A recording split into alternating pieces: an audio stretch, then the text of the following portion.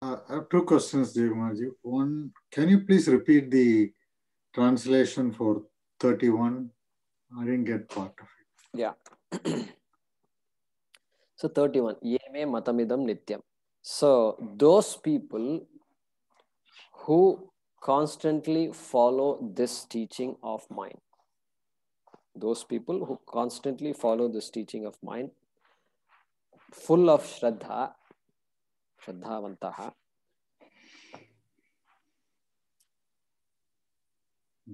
without finding fault with the teacher or the teaching.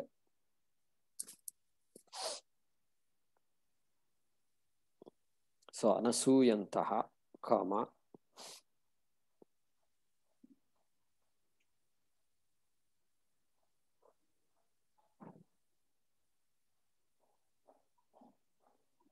they too are freed from the hold of karma phalam, karma phalas. Yeah. And on the 30s, the next sloka, the second line, sir, how do you split that first word? Yeah. Second line, first word is Sarva Jnana Vimudhan. Okay. Sarva Jnana Vimudhan. So Pullingam, Dvitiya Vibhakti, Bahuvachanam. So Vimudhan, and then Tan, Vimudhan. then Tan. So the Sakara comes. So Sakara is a Sandhi rule. Okay, And okay. so Vimudhan, Tan only. There is no Sakara there, really speaking. But when the two join, you get a Sakara. Okay. Tan, Vidhi. Vidhi. And then Nashtan. Nashtan. Achetasaha. Yeah. But in the translation of the first, the 31st sloka, we said that you follow my teaching, even if you are doing karma, you will get moksha, right? I think couple of minutes before that, you said that karma is finite, so we cannot achieve infinite. Correct. So he is highlighting the importance of karma yoga. Because knowledge, jnanena moksha. Why knowledge moksha? Because moksha is born of ignorance. I mean, bondage is born of ignorance. Therefore, moksha must be born of knowledge, which is the opposite of ignorance. But then, knowledge requires antakarana shuddhi, and antakarana shuddhi is gained only through karma yoga. Therefore, by implication, so that's why he says te api. Te api. Oh. So it is not to say, okay, anything you do gives moksha. No, it's not true. And we acknowledge that. We need to acknowledge it. Karma does not give moksha. But this attitude being so important, they also gain moksha. Thank you. In sequence, yeah. Thank you. Yeah. When you say this attitude, is it the Shraddhavanta and Asuyantaha attitude? Anasuyantaha attitude, I'm sorry. Those. Sorry, what is the question? So when you say with this attitude, even with this attitude, they can gain moksha, you said. So the attitude is the attitude of Shraddha and the attitude of not finding faults with the teacher and the teachings. Which is required for me to follow karma yoga, me matam. So me matam is there. So teaching is there.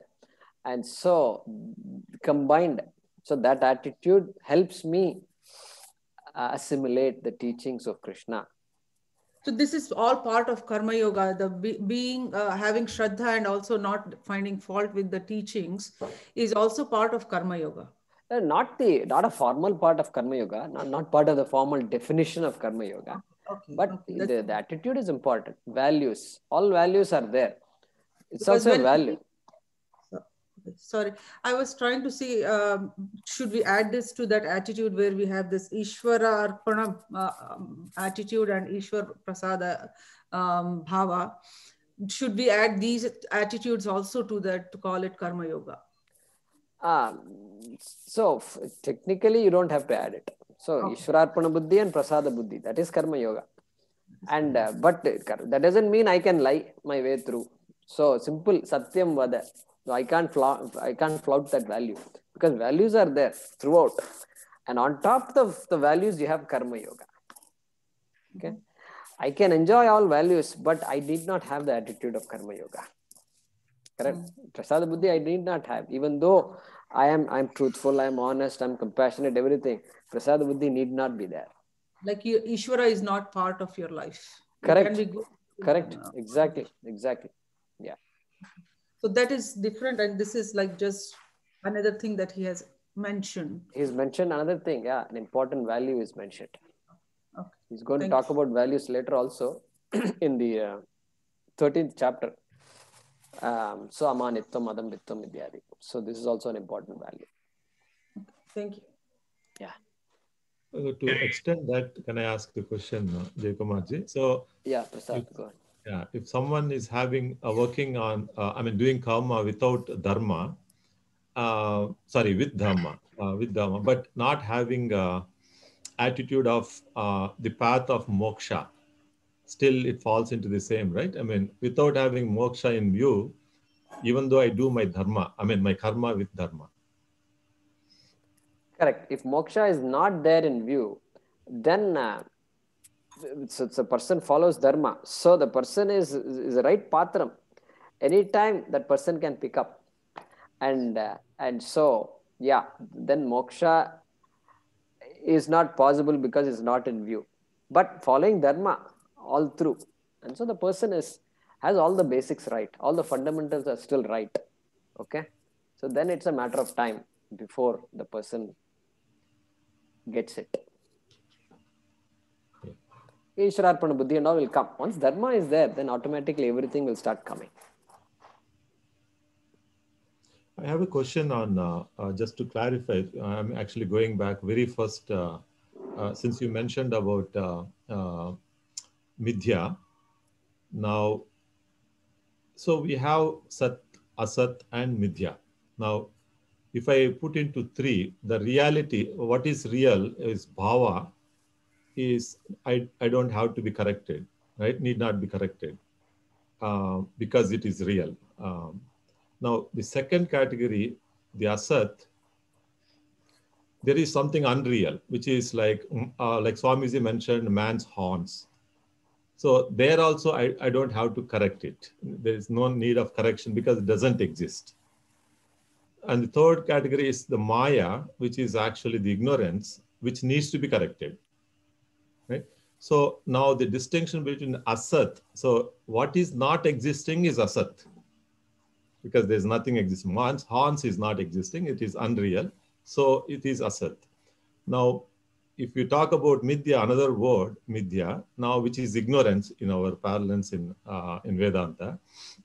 Now, the Asat and Midya, they are same, or can we interchangeably use here by taking into consideration of unreality of man horns versus the ignorance of Maya? Yeah. So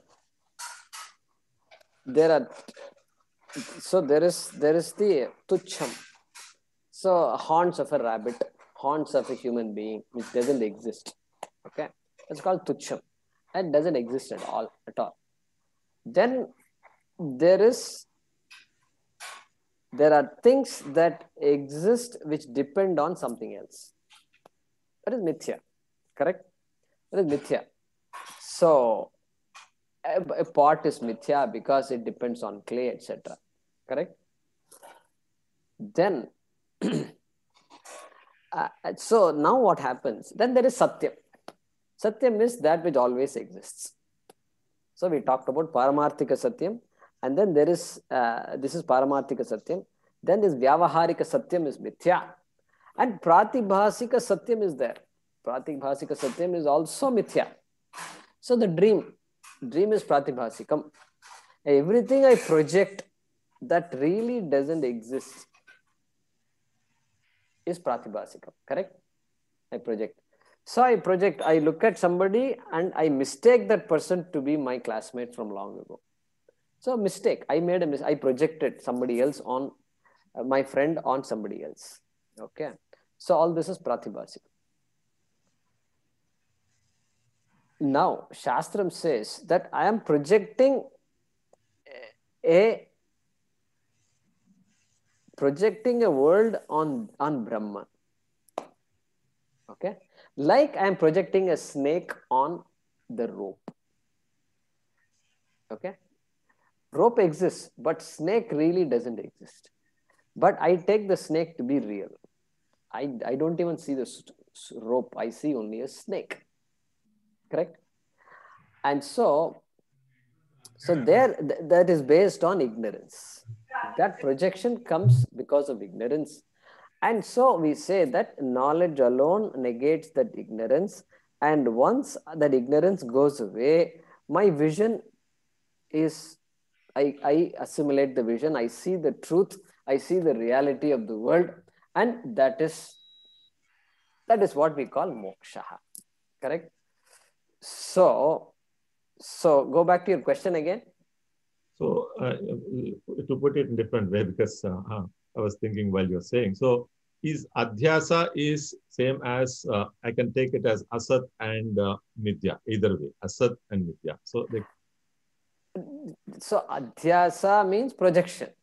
Okay, projection is not mithya. What I project is mithya. Okay, so I project something and that is mithya. And even if I don't project something, it is mithya.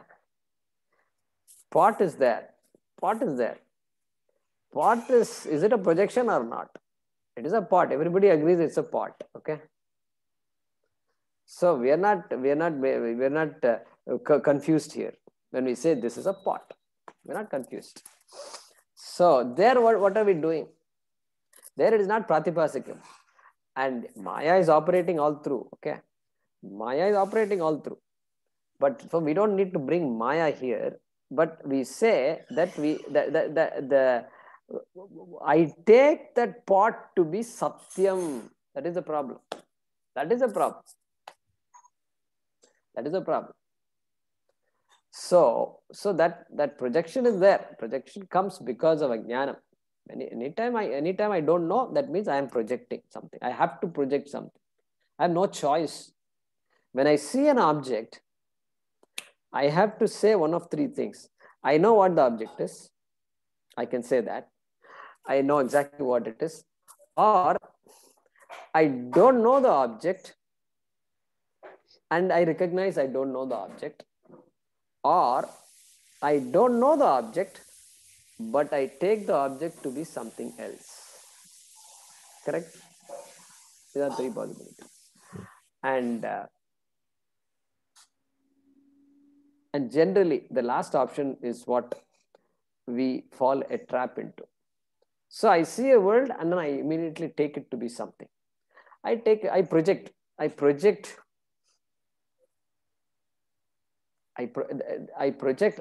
nityatvam. What is nityam? Brahma is nityam. But the whole world is anitya. Every object is anityam. And then I take myself to be anitya. Because I take myself to be the body. I project the body on myself. Okay, this is how we look at it, Prasad. And so mithya is asat. So asat is a word that is used in different contexts. Asat can mean non-existent.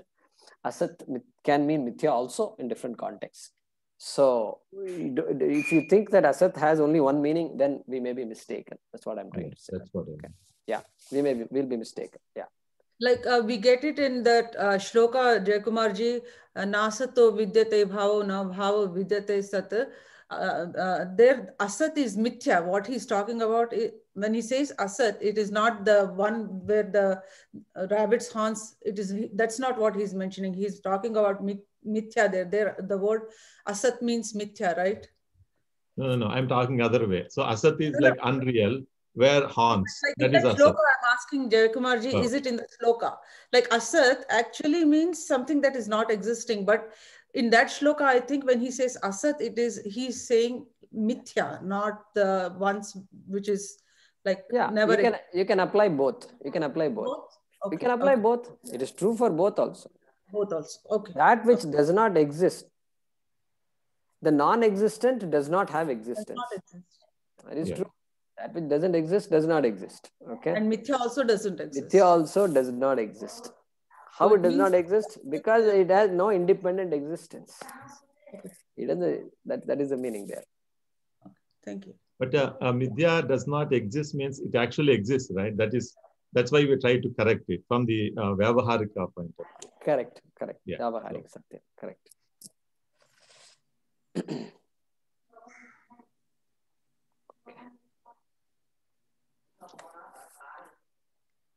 Let's look at the chat messages. Okay. Ninda was blame. Okay, you can say blame. That's correct. Praise and blame. Blame. Is aropana, right? In Telugu we say aropana, right? Ninda. Yeah. Which is. Or we can say condemn. Criticism. Criticize. Oh, condemn also. Yeah, criticism, condemnation. Yeah. Criticism. Blame is the right. Yeah, it's a blame also, maybe in one part of that.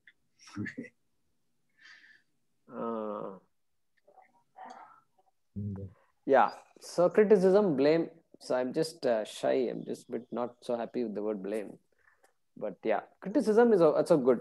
Criticism may be inferred as blame by the person who is receiving the criticism, right? So, okay. Good. Jacob, can I ask you a question? Yeah, go ahead, Hariprasad. Abhi, you said Abhi means completely. Does it also mean fearless? Does what also means fearless? Abhi. No, Abhi is a prefix, Abhitaha. Abhitaha means from all sides. That is the meaning. Literal meaning of Abhi is that. So, Abhiniveshaha, like that. So, it means, it doesn't mean that. It doesn't mean fearless. Abhi is a prefix here. And there is no Sanskrit word called Abhi also. And so, no. Abhi generally means Abhivadanam. Abhivadanam. Abhivadanam means Vadanam means speech. Right. Abhivadanam means tell everything about yourself. Don't leave anything out. Abhi. Complete. The sense of completeness will be there in that prefix. Abhaya is fearless. I don't know if you get it. Abhaya is fearless, not Abhi. Yeah, Abhaya. No, why I'm saying is, Swami Vivekananda has, he composed something about Shiva, that he says, Abhi Ravi Homkara. I thought in that connection, when he's saying Abhi, I thought he would be fearless. I may be wrong. Yeah, so send me that shloka and then we can. The way it goes is, Abhirabi Homkara Nadita Ditmuha Prachanda Tandava Nrityam. I mean, he's talking about Shiva.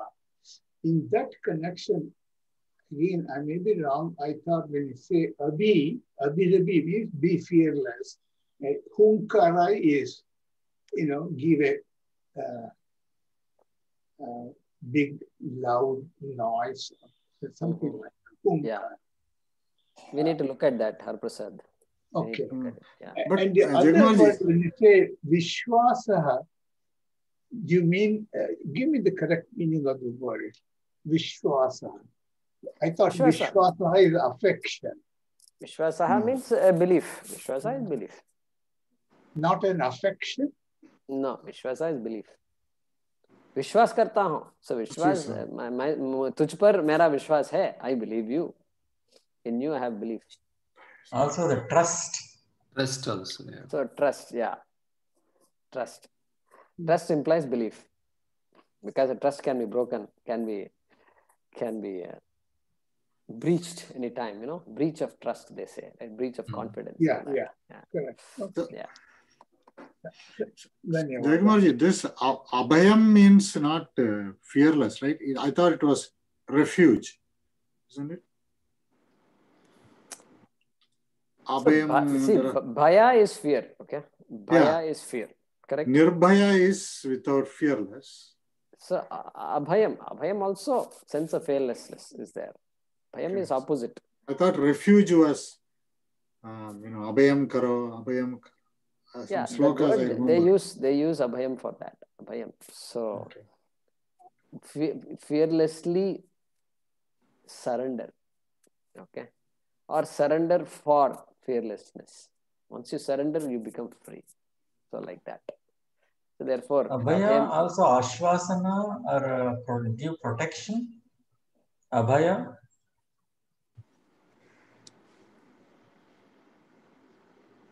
Yeah, abhaya. So it's all related, no? So once the protection is there, abhayam will come. So it's all connected. All these words are all connected. They did not mean the exact same meaning. So they're not synonyms, but they're connected. Yeah. Good. So we'll stop with that. There is one more here. Yeah.